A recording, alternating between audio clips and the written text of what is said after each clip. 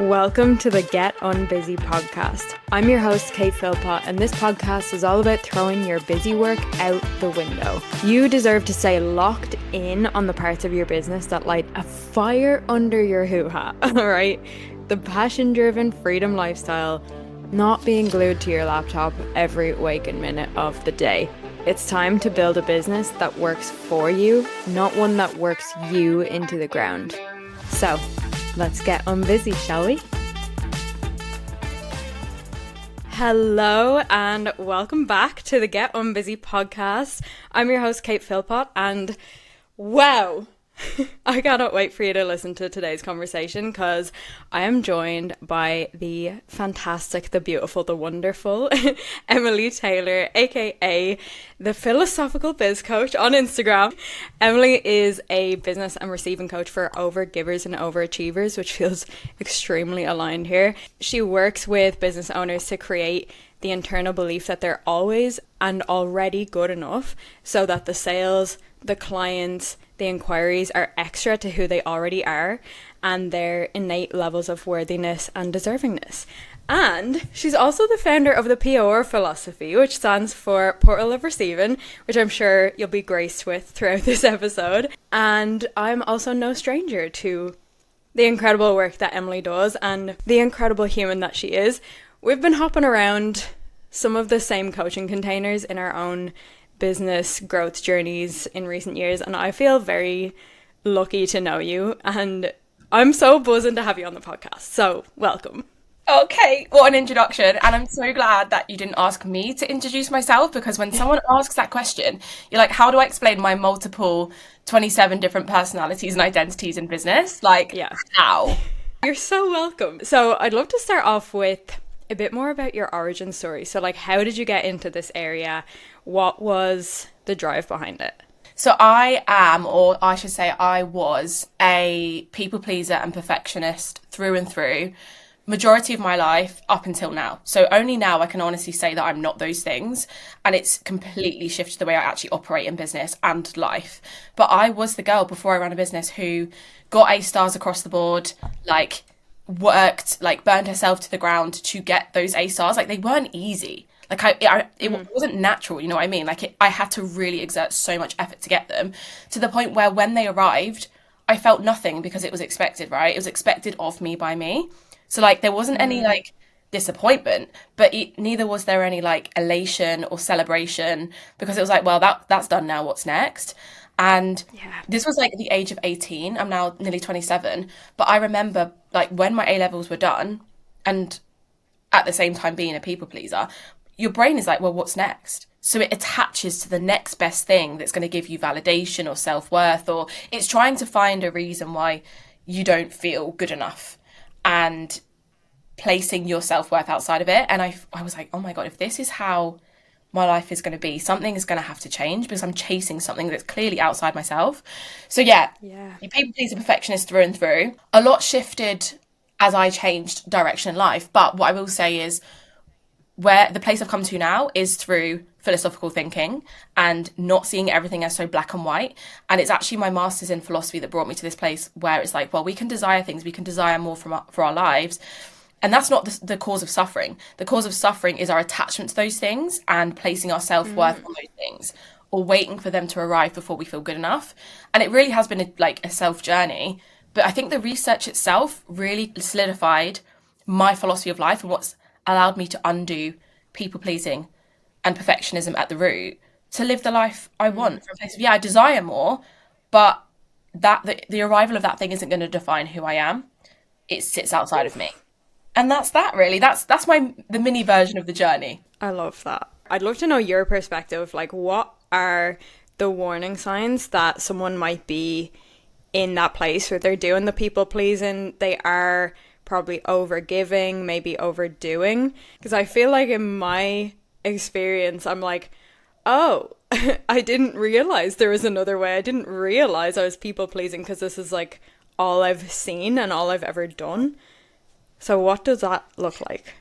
Your bank balance, I think, is a great place to start. So if you're an overgiver and a people pleaser and an overworker, not only do you might not even notice that internally you don't feel good enough, you will see the signs that you're not like things aren't good enough for you. You'll go, where's all my money gone? Like, or where all this time that I'm putting into XYZ, into people, into ventures and projects and business, like where's the evidence that it's working?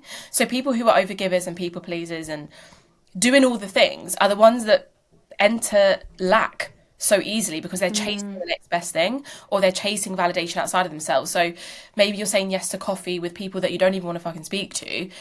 That's where your money's going. So like, you're not being intentional with any of your time, any of your money, your happiness in general. So you're going to see leaks in all areas of your life. But the best place to look, because I remember when I was maybe it was like 4 years ago, just before I started my business, I was like, where is all my money going? Well, it was going on my partner at the time. It was being overly generous. So if you look at your bank balance, and like we can look at it through the lens of just neutrality, but if you start to look at the resources in your life, they're running low for a reason. Ooh, this could be one of those things that anybody listening might be like, oh crap. Oh shit. Oh shit. So like, what then when you realize, oh crap, I'm doing this, like I definitely have all those warning signs. Like what's the next step? How do you kind of clear that up, switch it up? Yeah. Let's imagine, okay, so let's give you a really nice, clear example here, because people who tend to work with me are like really in their heads and strategic, so you need examples. So I'm going to give you one, right? So imagine you place your worth outside of yourself. That can manifest in so many ways, but it might even be over investing or serial investing in your business. And that's where the lack of money is coming from, or like your expenses and your income is always the same, or maybe you're lacking profit, it could be so many things. And that's one reason why your bank balance is lower than you want it to be, or why you're in this cycle of not enoughness. You've got to start thinking about the intentions, and it's as simple as this: the intentions behind your yeses and the intentions behind your nos, the intentions behind the decisions you make.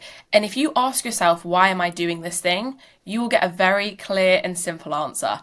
So like, why am I saying yes to going coffee with some weirdo that lives in my village? No offense, but like, I used to do this all the time. Like, I'm not here for you to tell me your life story. I'm a life coach, pay me. Do you know what I mean? But at the time, why am I doing that? Oh, wait, because I feel responsible for their suffering, or I feel like they're going to not like me if I don't do that. Whereas if it's like, why are you doing that? Oh, because I fucking love that person, because I deserve to go for that coffee, because look at the intention. The intention defines the consequence.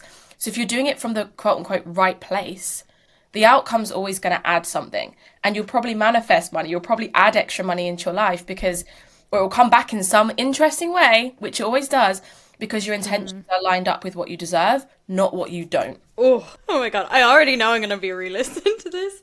Oh my God. Okay. So it's actually really helpful because like, especially with the examples, it just kind of, rather than it being a concept that's kind of like up here and you're like, okay, but what does this mean? Like, is this me? You're like, oh, yes, I actually do that. Or because like when you said about over investing in your business, I definitely used to do this. Oh my God.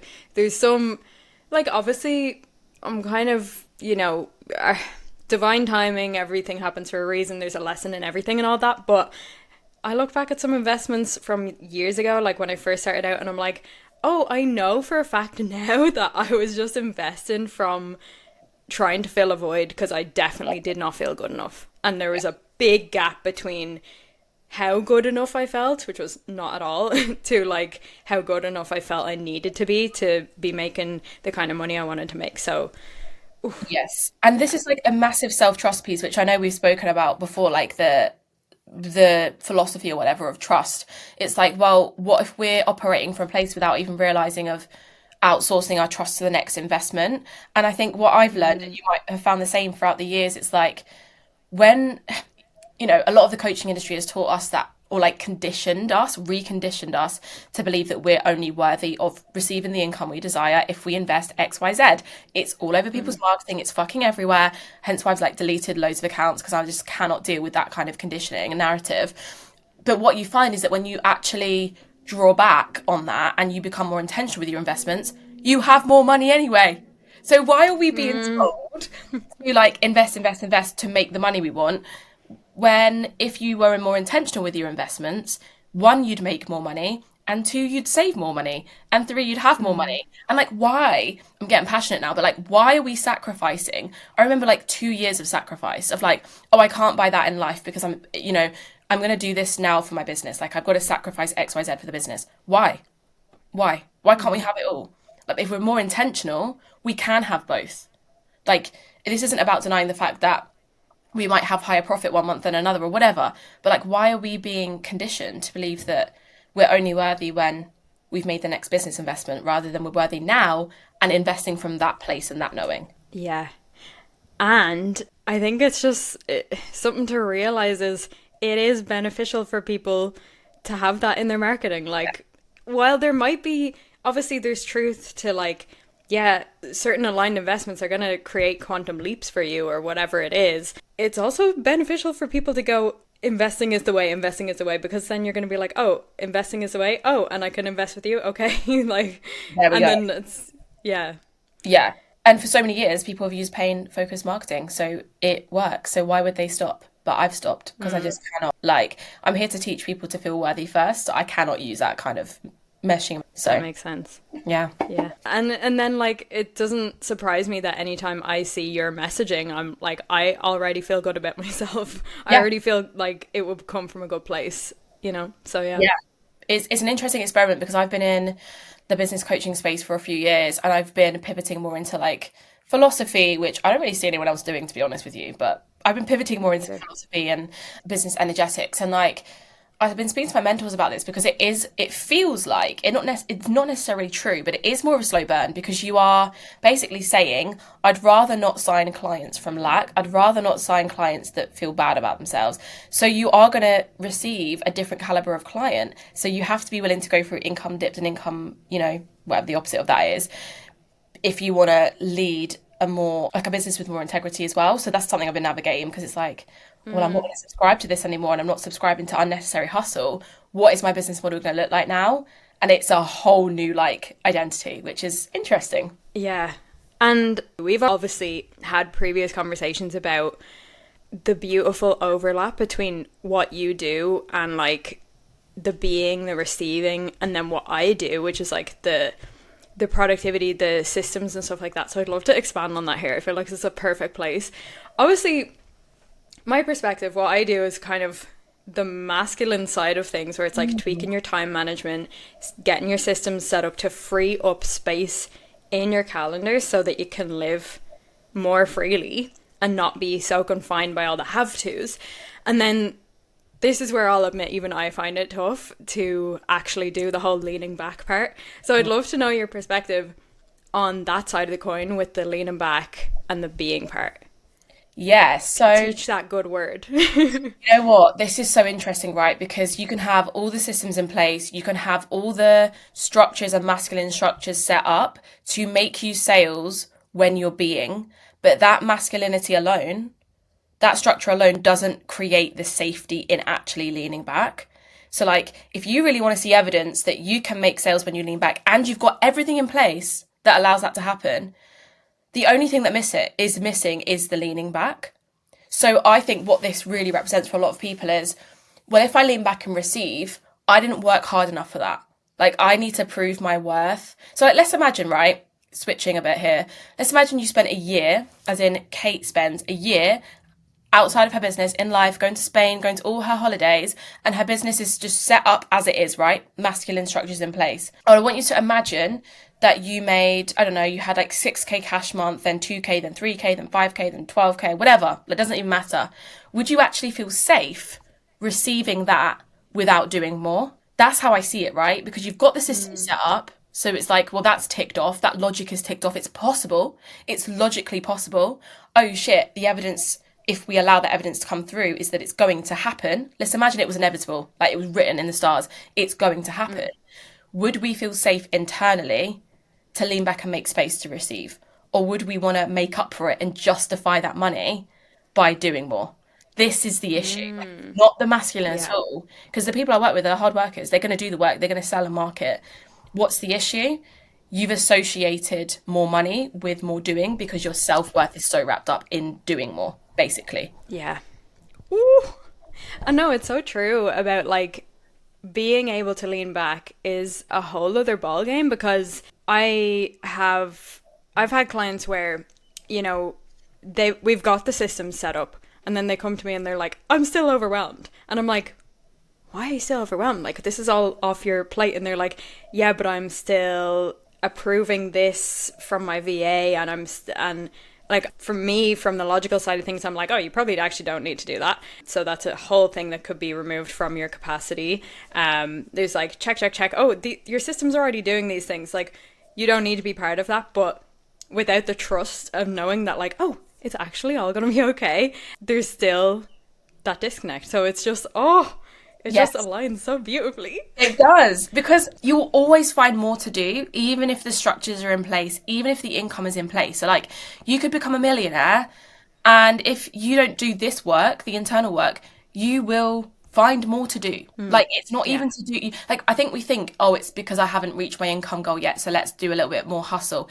It's not, because the income goal will arrive and you'll keep doing it the same way.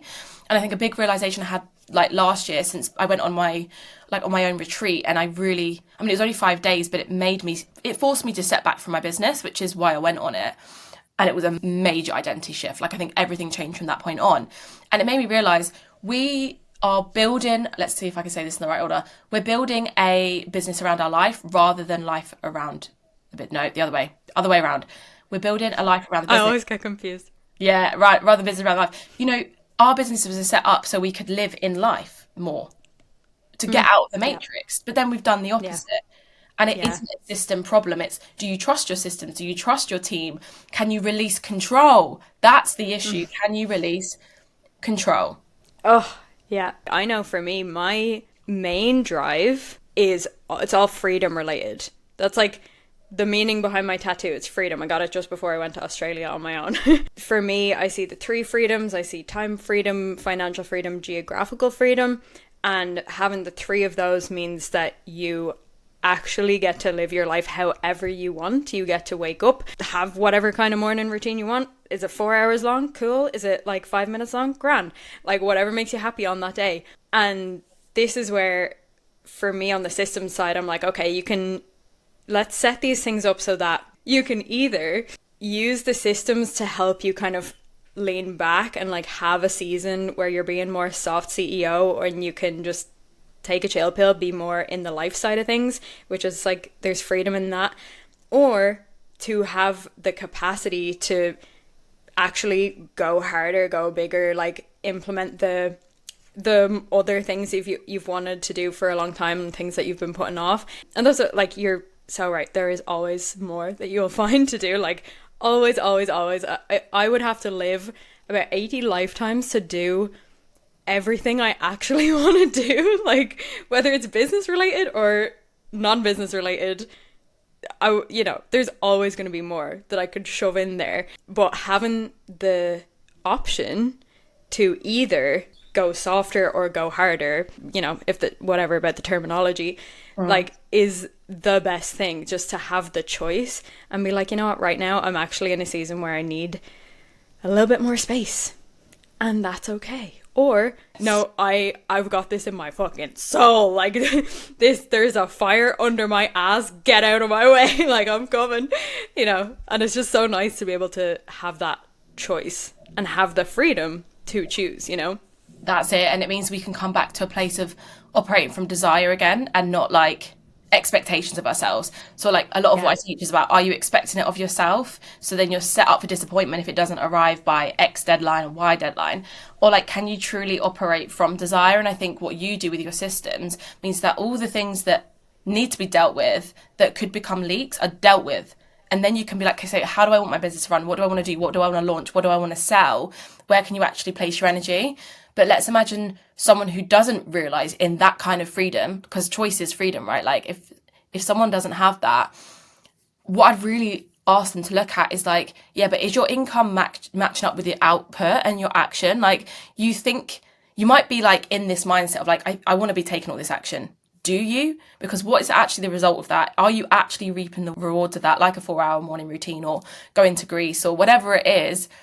You might think you want to do all those things, that you're working towards all those things. But if it would have worked by now, it would have worked by now. Like, you would have started, maybe not if you're like 1 or 2, 3 months in, but if you've been operating the same way for years and it still feels like a struggle, something's got to change. Like, oh my God. Okay. So, on that note, and to go into that, for business owners who are really just used to hustling, it's all they've kind of ever known, that's just how they function in their business, how can they actually embrace that more lean back energy without feeling, because it's been part of their identity that they're always doing and they're always busy, without feeling like they are being lazy or like they are unproductive and like, oh my god, I'm a bad business owner or whatever. Yeah. So there's so many angles I could go down with this, like so many different methods that I use myself, because when you start doing this work, you still need to be able to self-validate that part of you that doesn't feel enough, and that's going to get triggered as hell. Like when you start drawing back on the doing, you're going to get doubts and questions. And so we don't want to just throw you in the outside your comfort zone and tell you to go on like a 4-week retreat where you can't speak. Like I would never do that. But the methodology is quality over quantity. So if you're used to putting out lots and lots and lots of content, believing that's going to make you more money, try quality over quantity. So like focus on the content that you love. Notice, again, it's the intention. Notice the intention behind you putting out content. Are you in a launch and you haven't made as many sales as you want and you're like, shit, what should I do? That's going to come from lack and desperation. Like that is the intention. If you're to pour from overflow and trust, would you be putting out that piece of content? Or would you be maybe going to get a nice coffee, enjoying the space to be, and the sale arrives in that moment because you've decided I'm deserving enough of actually taking a beat, letting the seeds I've planted come to fruition, and believe in the compound effect of things happening in unexpected ways. So like I'd be going quality over quantity, and in those gaps where you usually be doing more, go and receive from yourself. Like go and have a coffee, go and speak to a friend, spend time with your partner, like do something that's going to fill that gap that you're used to doing in. And that's going to magnetize the money that you want or think will arrive in the times where you'd usually do more. Yeah, this is so beautiful. Like this is the way to run a business that you actually like. Like, yeah, I honestly, because we really can start with this big ambition and drive, and then if we are always in the doing, and especially if it is coming from that place of lack, even something you thought you enjoyed, like content or whatever, can turn into something that it's just like a pressure and it's just filling a quota, which doesn't feel good. But I'd love to ask your perspective on this part, because it just a little ping went off in my mind when you were like quality over quantity.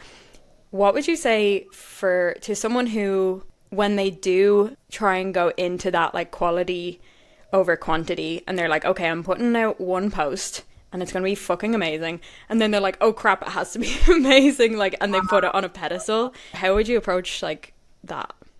I feel like there's got to be a little bit of, is it immersion therapy? I feel like that is the word, into mess and finding safety in mess. This is another thing that we need to work on, especially if you've got like a perfectionist background or tendencies.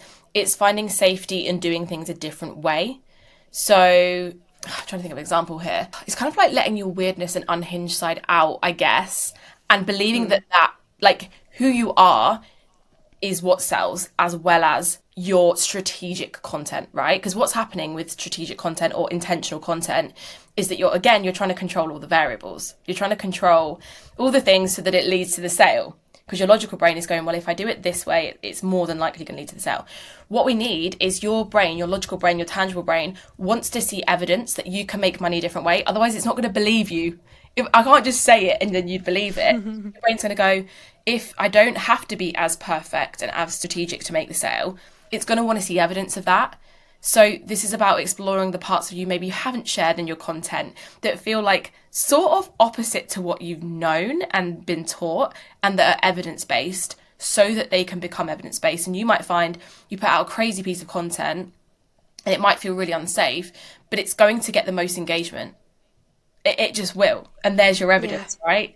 There's your evidence. So it's like locking yourself out of this one way of doing things, but you're incrementally going to have to find safety in that and build up a new evidence bank that shit works as well. Yeah, no, it's so true. And that has definitely happened for me. It's always the content that I could never have put in like a content plan, that I could never have been like, oh yeah, this fits nicely into this content pillar. Even though I like having that side of things too, because like I do have a very logical brain and I like structure and all that, and I thrive off structure, but it's always the posts that are so fucking left field that like do really well. Like, need I even give the example of, you know what I'm going to say here? No. What is it? A few months ago, it was like 9 p.m. I'm just going to set the scene if you weren't like watching as this happened in real time. It was like 9 p.m. I was off the clock, was not thinking of anything business related. I was chilling. I had recently watched Mamma Mia, and I love Mamma Mia. I remember it. Okay, first of all, you wouldn't remember it if it was like so strategic and planned out. But so there, I realized that on Threads you can do voice notes. And I was like, I'm going to have a little fun with this. And I started singing to the tune of Chiquitita on Threads, but like changing the words so that it was related to like systemizing and like productivity and stuff. And then like I kept following it up with like the next couple of lines, and like I was having the time of my life. I was clearly not like, yes, this is going to do really well because of the metrics and da. Like, I obviously was not in that headspace. I was just having so much fun.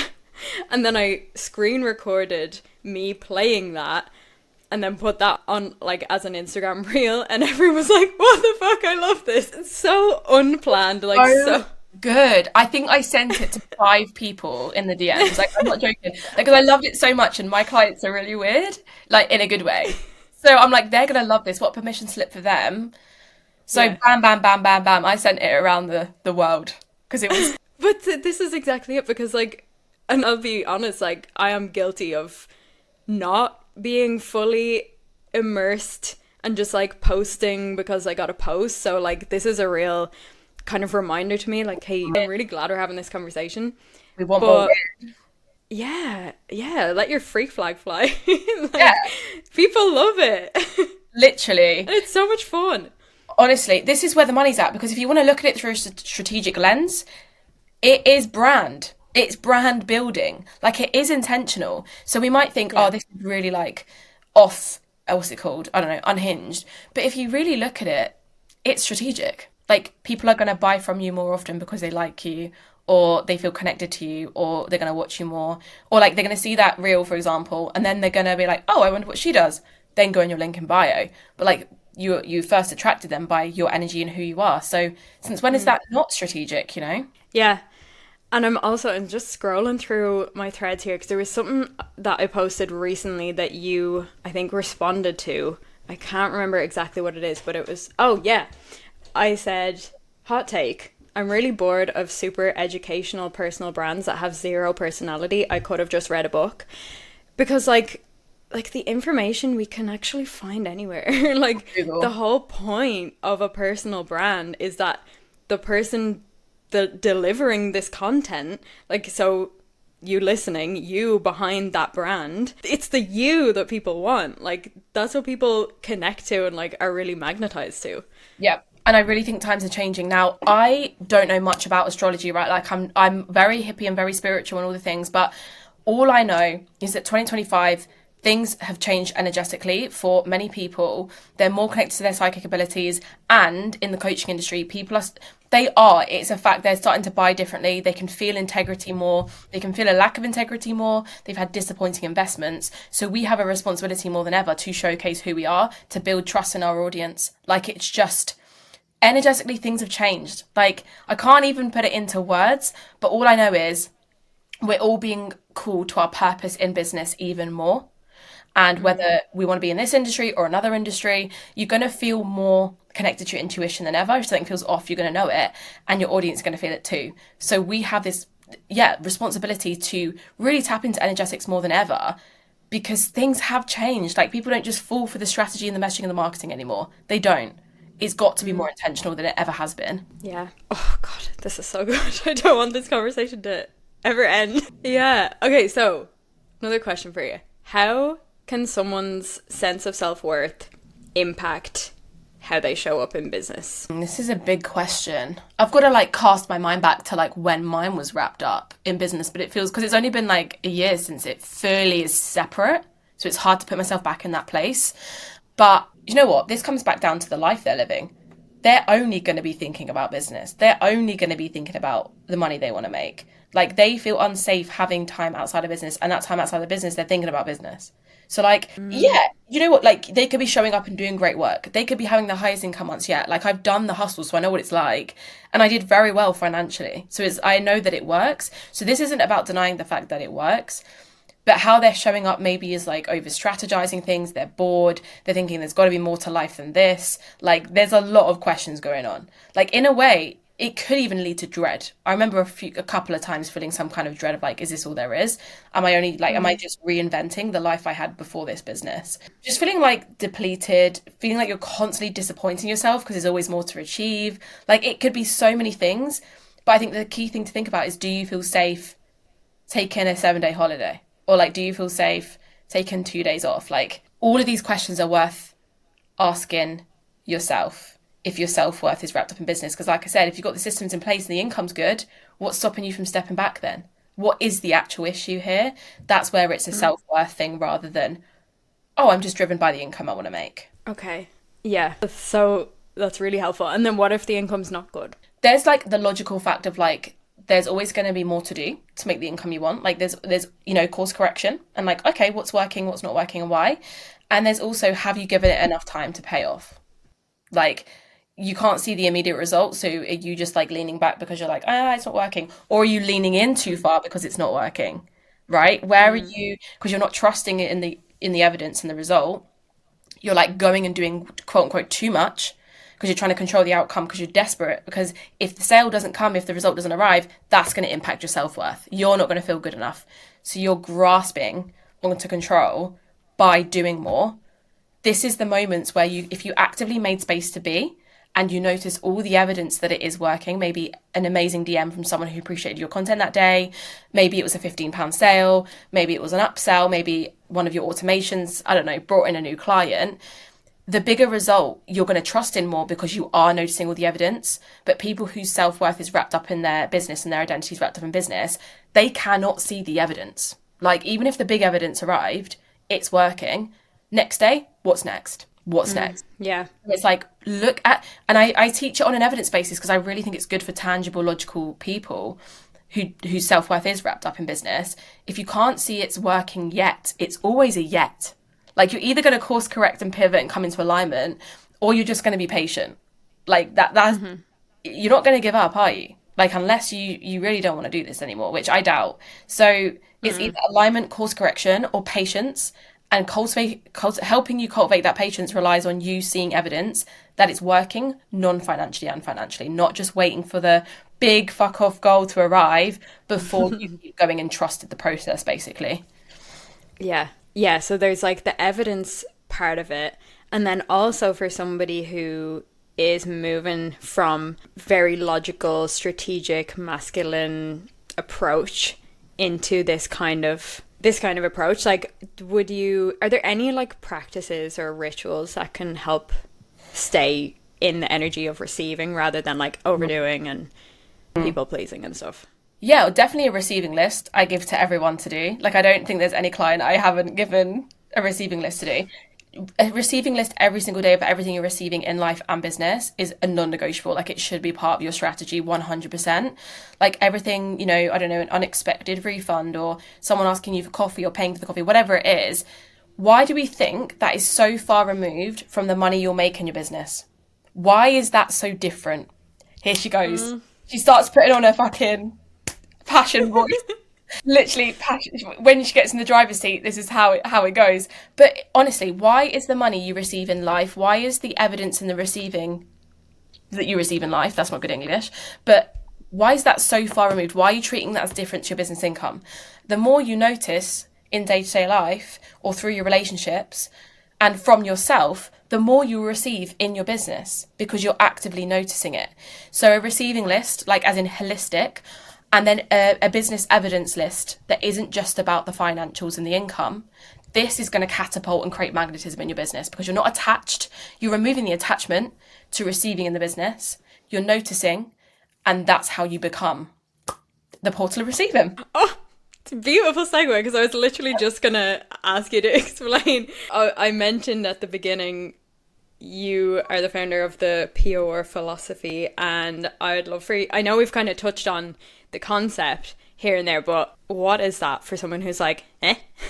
Yeah, so I'm going to try and put it in the most concise words as possible because it is pretty deep philosophy and it's got about 5 or 6 pillars to it. So I'll keep it short and sweet. But the key principle is that you can desire more, you can want more without being attached to those things arriving.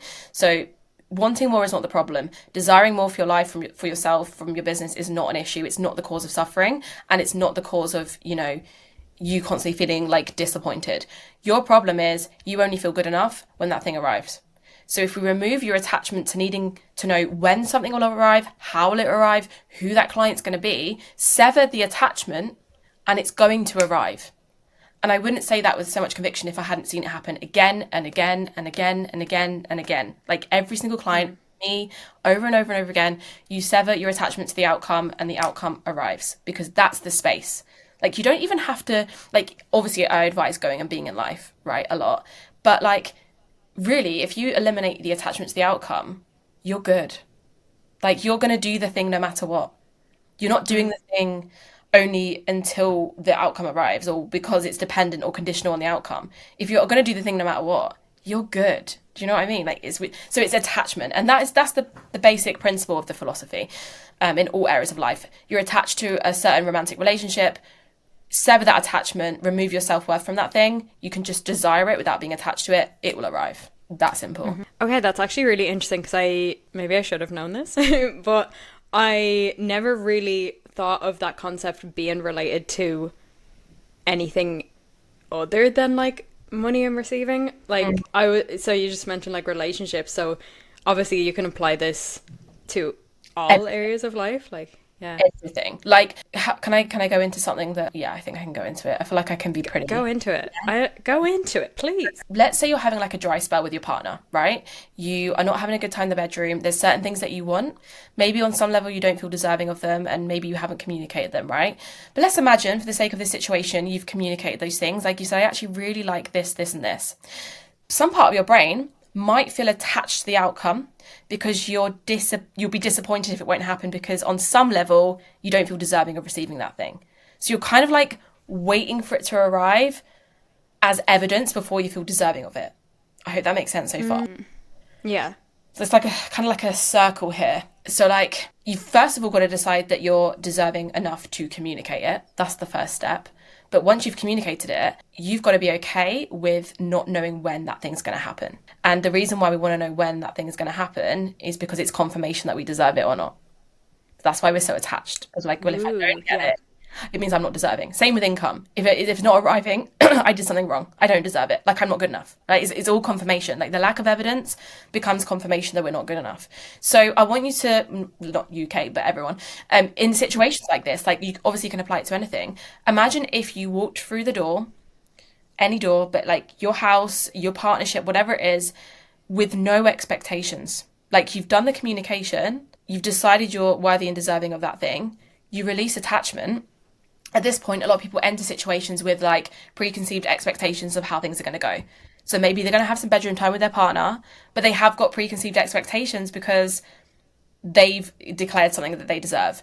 Their partner then feels the weight of their expectation. They're kind of feeling the weight of their own expectation. This is where expectations aren't good. Desire things without expecting them. Desire things and hold high standards without expecting them, because then you leave room for like play and things happening in a different way than you expected them. A different how. Yeah. Otherwise and this is why this work is so important, because your partner is going to feel the weight of your expectations.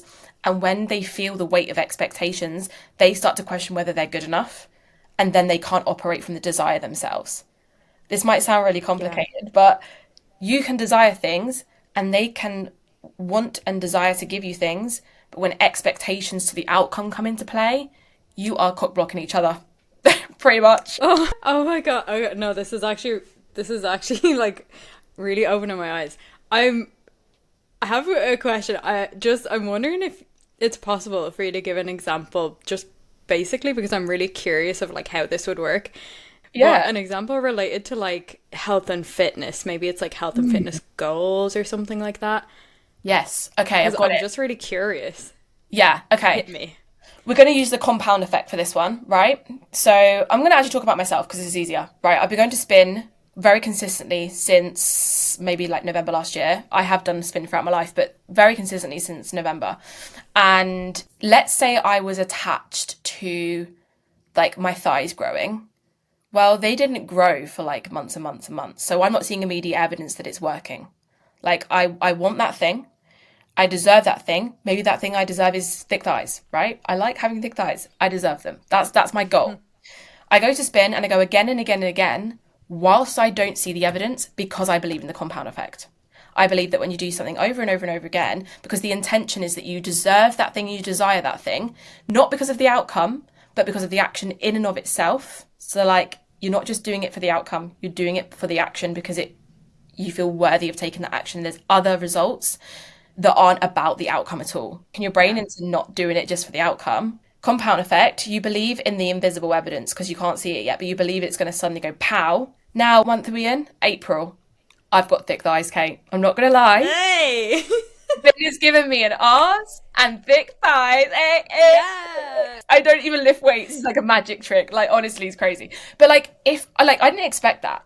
So like, hear my language. Like, I didn't expect that. Like, I wasn't attached to the outcome. Like, obviously I wanted thick thighs and a nice bum, but I was like, oh, I'm gonna have to start weight training. Well, I didn't. I just went to spin because I love it in and of itself.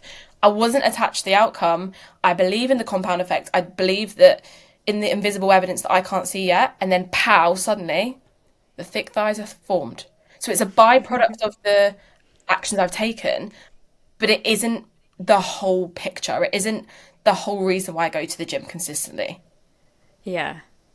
Okay, I love thick thighs for you. Okay. I'm not about them, to be honest. I am feeling great. Yeah.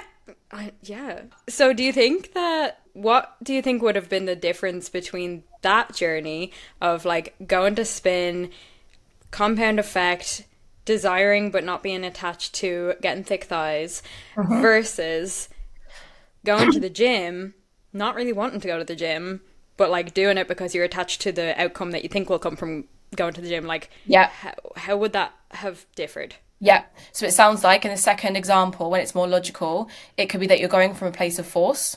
Maybe this is crazy what I'm about to say, but maybe day 3, you're consistent as fuck, you get an injury.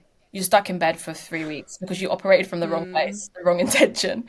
Then your thick thighs are not being formed. They are shriveling in bed. Because I'm so glad we used this example. It's like you will be cock blocked again from the outcome you want because you're doing it from the wrong place. Or like you might accidentally overwork the muscle and then, I don't know, like it goes to another area. I don't know, like this is me crazily thinking. But the universe is somehow going to prevent you from getting the result you want in the way you want it because you're trying to control all the variables. So it could be that you get an injury. It could be that you're slowed down. It could be that you go on holiday and then you're like, oh, fuck, I've got to go to the gym because I've got this goal. And then you miss out on these delicious breakfasts that you could have had with your partner. And like, you could have enjoyed putting on a few pounds. Like, do you know what I mean? Like, you could have actually spent that. So you've blocked yourself from receiving in another area of your life because you're so attached to this goal in this area. So it's not just like the evidence and the outcome of going to the gym. It's if you're doing it from a place of rush or force or pressure, what are you actually not seeing or allowing yourself to see in other areas of your life? Are you really going to enjoy the outcome if you do it that way as well? Like, are you really going to enjoy the process and are you really going to enjoy the outcome? Or is it going to arrive and you go, yeah, that happened? Yeah. Oh my God. Okay. So like the homework for the people is look at the intention of your actions that you're taking. Yes. And then another big one is like, oh yeah, how can you let your freak flag fly today? Yes. Like, just have more fun. Like, if you're like, oh, how do I apply this philosophy? How do I be more? Like, actually book in fun shit. Like, last night I went to a paint and sip, 3 hours, 7 till 10. And like, with my red wine, painting an elephant. Like, sometimes because if you're a doer and you're used to structure, well, book in fun, because at least you'll go. Like, you'll know you'll go once it's booked in. So, like, use your ability, like your gift of being strategic and being a planner, but plan in the fun, and then in a way you're quote unquote forced to do it. So then you're actively making space to be. Like, your brain needs something else to quote unquote attach to. Give it something fun to attach to, And that's what's going to bring the sales and magnetize all the things in your business as well. All the creative ideas are going to download like that. Yeah, I love that. And then also when you are doing the fun thing, actually just be in the fun thing, not like I'm doing this fun thing so that I can get this result. Yeah. That's it. And it's not just doing it for 1 week. I put this on my stories yesterday, I think. It's not just having like an amazing morning routine once and then you're like, okay, life's great. It's not just planning and fun solo date for yourself once. It's being consistent with it. Like, I honestly romanticize my life every single day. Like, every single day. And it's like, why are you doing it for 1 week only? Build it into your business model. Build your life back into your business model so that becomes who you are now. But if there's any struggle with it, it's an identity piece. Like, you've got to actually believe you're worthy, but also have the identity of someone who makes more money than they ever have while spending the most time plugged out of their business or more plugged into life than you have been thus far. And the fact that you romanticize your life every single day, like, that is so clear. Like, anybody, and I'll have your details in the show notes, but anybody who sees you, how you operate, like, it is radiating off of you. Yeah. It really is. Yeah, it's giving breakup glow up. It probably is my breakup glow up as well. It forces you to like be with yourself. Yeah. But like for as long as I've known you as well, though. Yeah, true. Like, it's fun. Just, yeah. It's adventure and it's so fun. Freedom-based businesses, we built them, right? And we're like, well, I'm going to wait. Or like, I used to be the person that was like, right, I'm going to just hustle, save the money, and then I'll go like traveling. No, every day is an adventure. Like, you never know who you'll meet in the street. Like, I have so many fun, like, I meet random strangers all the time, and it leads to like quiz nights and strange conversation. I just love life. I think it's brilliant, and I just want everyone to feel that. I want everyone to feel that again. Oh, I think that's the perfect place to wrap up. That's such a lovely little way to tie it all up in a little bow. Any final words? I mean, I think you've just finished that off beautifully, but no, I don't think I've got any final words. I will say, for anyone that wants to do this work, it's not like a quick fix like everything else seems to be in business. Like, it really isn't something that you can just like tick off. It's not on the checkbox. Like, the work we do here is identity work. Like, it might seem as simple as writing a receiving list, but it's changing who you see yourself as and who you believe you are and what makes you worthy. So be prepared for a good year of work to start if you want to change this stuff. But oh my God, the life you'll have on the other side is going to be amazing, and the business model you'll have. And once it's done, it's done. Like, I can't go back now. So it's only forward and it's magical. So I'm very excited for everyone who goes on this journey. I love that. Yeah. Okay, well, thank you so much for coming on. I fucking love you. And this has been so juicy. I cannot wait to go back and listen and like call myself out in a million different ways. So thank you for your time. It's been amazing having you. Thank you so much, Kate. You're a legend. All right, I'll leave all the details in the show notes below. Okay, bye guys. Bye. All right, gorgeous. That's a wrap on today's episode of the Get Unbusy podcast. If you got some juicy golden nuggets from this episode, I want to hear about it. So take a screenshot, share it on your Instagram stories, and tag me at More to Life Kate, because your girl wants to know. And remember, you're an absolute powerhouse. You can create the life you've been dreaming of, and I can't wait to see you pop off. Chat to you soon. Bye.